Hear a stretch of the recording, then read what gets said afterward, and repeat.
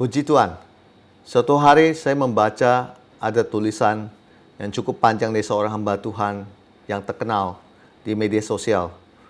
Dia bercerita tentang tema Nabi Elisa mati karena sakit. Masih terobsesi dengan kesembuhan. Ini tulisan, kalau kita telusuri, ya intinya bahwa Nabi Elisa ini seorang dikenal membuat mujizat yang hebat dan luar biasa. Nah, tetapi intinya ini Nabi Elisa ini mati karena sakit penyakit. Jemaat diajarkan untuk jangan cuma hanya berharap tentang kesembuhan dari Tuhan. Kalau tidak terjadi, bagaimana dan sebagainya. Jadi, terima saja semua keadaan yang ada dan mengucap syukur. Bagi saya itu tidak ada sebuah pertentangan ketika ada tulisan mengatakan sembuh adalah anugerah. Tetapi justru saya mau bertanya, ada tulisan dilanjutkan dengan perkataan tidak sembuh juga adalah anugerah.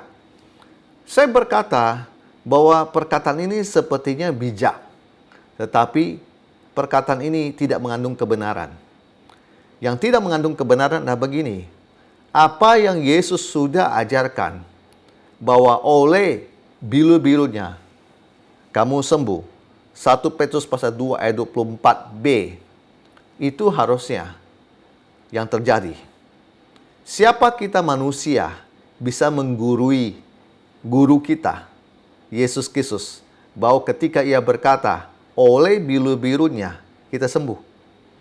Saya mau berkata begini, ada begitu banyak orang, hamba Tuhan, ketika dia ada pendidikan sekolah teologi S3, kita mendapati bahwa orang tersebut bukan makin percaya masih ada mujizat, tetapi justru mempertanyakan bagaimana mujizat itu bisa terjadi. Karena dengan pengetahuan, mujizat itu tidak bisa dipecahkan ternyata. Sehingga mereka berkata, kalau orang kena kanker stadium 4, ya sudah tinggal tunggu mati. Berdoa saja, toh nggak salah. Dan dia akan selipkan perkataan, ya semua manusia terakhir juga akan kembali ke sorga. Oh, saya setuju. Setiap anak-anak Tuhan, dia pasti harus mati dan kembali ke sorga. Tetapi saya mau berkata, di manakah iman? Kenapa iman itu tidak mau dipakai? Kenapa Anda tidak percaya bahwa kanker stadium 4 itu bisa Tuhan sembuhkan dan masih ada orang yang bersaksi bahwa dia sembuh? Dan Bapak Ibu terkasih, kalau sembuh karena Tuhan yang menyembuhkan, itu tidak dosa. Kenapa kita menganggap bahwa hidup kudus lebih penting daripada mujizat? Saya mau berkata hidup kudus itu penting. Kau disembuhkan Tuhan itu juga penting. Tidak bisa kita memilah-milah, kemudian kita menyambung-nyambungkan dan berkata, hidup kudus itu lebih penting daripada Anda disembuhkan yang sakit. Kalau begitu, konsep pemikiran begitu akan mendorong seorang untuk berpikir, ketika dia sakit, itu nggak disembuhkan. Yang penting, dia baik-baik saja terhadap Tuhan. Ya sudah, itu sudah benar. Jadi, makanya lahirlah sebuah pemikiran, tidak sembuh juga ada anugerah.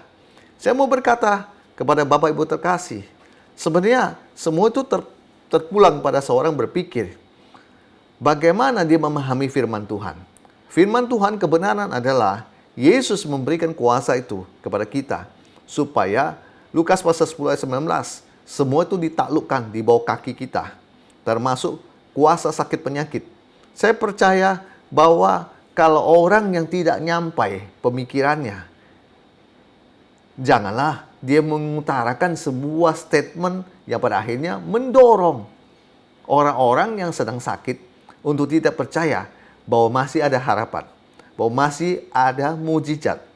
Saya ini Bapak Ibu terkasih mau bilang bahwa saya itu muak dengan namanya sakit penyakit. Saya benci dengan namanya sakit penyakit. Sejak saya tahu bahwa sakit penyakit itu bukan berasal dari Tuhan. Sejak saya tahu bahwa manusia diciptakan itu sehat, baik. Dan saya akan bilang, penyakit kau keluar dari tubuh saya. Dan itulah kebenaran. Yesus tidak pernah menceritakan perjalanan hidup dia di Injil Matius, Markus, dan Lukas, dan Yohanes dengan dia sakit-sakitan. Akhirnya dia harus menunda pelayanan yang ada. Justru kalau Bapak Ibu ikuti perjalanan hidup Tuhan Yesus selama 3 tahun lebih di pelayanan di bumi ini, Anda akan menemukan ini orang yang kayaknya kurang tidur. Soalnya habis pelayanan, sudah malam, udah capek, dia naik lagi ke atas bukit dan dia berdoa. Ini orang kekuatannya dari mana? Dan dia nggak pernah masuk angin. Dia nggak pernah sakit. Tapi dia tetap perkasa. Kalau dengan logika manusia, ini nggak mungkin, Pak Bu. Saya percaya ini mungkin karena kuasa Tuhan. Kuasa Tuhan yang memampukan dia diurapi secara supernatural. Tidak ada catatan di mana saya temukan di dalam Injil Matius, Markus, Lukas, Yohanes bahwa Yesus itu sakit. Justru yang saya temukan, Yesus selalu menyembuhkan orang sakit. Bapak Ibu terkasih, kalau begini, Anda berpendapat bahwa sembuh itu adalah anugerah, tidak sembuh juga ada anugerah, maka saya mau berkata begini. Kalau Anda melihat orang-orang yang datangi Tuhan Yesus, dia selalu membawa harapan bahwa doanya Tuhan jawab, yaitu dia sembuh. Nah, saya menemukan di Matius pasal 9:9, lalu Yesus menjamah mata mereka sambil berkata, jadilah kepadamu menurut imanmu. Artinya Yesus menantang balik kepada dia. Yang kamu inginkan itu apa? Sembuh atau tidak sembuh? Atau kamu menganggap kalau kamu nggak sembuh tuh tetap baik-baik saja, tetap berkenan di hadapan Tuhan? Sebenarnya bukan masalah berkenan atau tidak berkenan. Kebenarannya adalah Tuhan sudah membayar semua sakit penyakitmu di kayu salib. Kenapa kita nggak mau mempercayai Dia sudah melunasi itu semua? Iblislah yang taruh itu sakit penyakit. Iblislah yang menaruh segala kelemahan tubuh itu dalam hidup kita. Beberapa orang agak anti ketika melihat video-video saya mengusir roh-roh yang menyebabkan orang itu sakit. Mereka bilang, apa yang keluar? Iya, matamu kan tak bisa melihat. Kalau matamu bisa melihat, Anda akan melihat sebuah spirit itu keluar. Ketika Anda perkatakan dalam nama Yesus keluar. Karena roh-roh itu yang menyebabkan orang itu terikat dengan sakit penyakit. Kalau Anda percaya kepada Yesus sebagai juru selamat, Anda harusnya juga percaya bahwa Dia bisa menyembuhkan Anda dengan mengusir setiap bentuk-bentuk spirit di balik itu semua. Saya mau berkata, Bapak Ibu terkasih, ada firman di Matius pasal 4 ayat 24 membuktikan semua orang yang bermasalah yang sakit itu datang pada Yesus, Tuhan sembuhkan. Entah itu bagaimana keadaannya, dan bukan itu satu orang. Ini firmannya. Maka tersiarlah berita tentang dia di seluruh Syria dan dibawa kepadanya semua orang yang buruk keadaannya, yang menderita berbagai penyakit dan sengsara. Dengan baik, berbagai penyakit, bukan satu.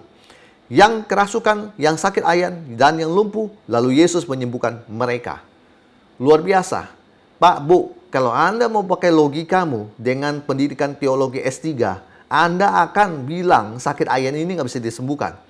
Karena sakit ayan ini bisa mendadak kumat. Nggak tahu kapan dia kumat. Dan pencegahannya setiap kali Anda kasih dia obat. Supaya dia tidak kambuh dan kumat. Saya mau berkata, Yesus membuktikan sakit ayan sembuh.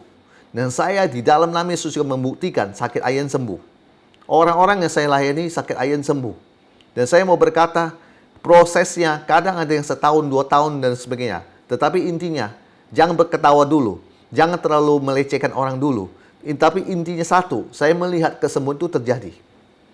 Bapak Ibu terkasih, kalau Anda dengan pemahaman teologi berkata bahwa itu tidak mungkin dan sebagainya, maka itu yang kamu terima. Matius 9:29, itu yang kamu terima. Kalau Anda mempercayai bahwa itu mustahil, maka itu yang Anda terima. Tetapi kalau Anda mempercayai bahwa Dia itu penuh kuasa dan tak terbatas dengan pendidikan S3-mu, maka kamu akan melihat bahwa Yesus sanggup melakukan segala sesuatu melebihi apa yang Anda doakan. Karena kuasa Tuhan itu tak pernah terbatas. Kalau kita ini manusia ini cuma mampunya berapa? Pendidikan kita, kalau kita bilang pendidikan tertinggi sekarang apa ada? Doktor, S3. Oke. Kalau itu yang tertinggi, di Alkitab firman Tuhan itu ada lebih tinggi dari itu. Yaitu firman-Nya yang tak pernah kamu pahami. Sampai kamu menjalaninya dengan iman. Ini perkataan saya mungkin sulit buat Anda pahami. Maksud saya adalah begini. Firman Tuhan di Alkitab itu dalam.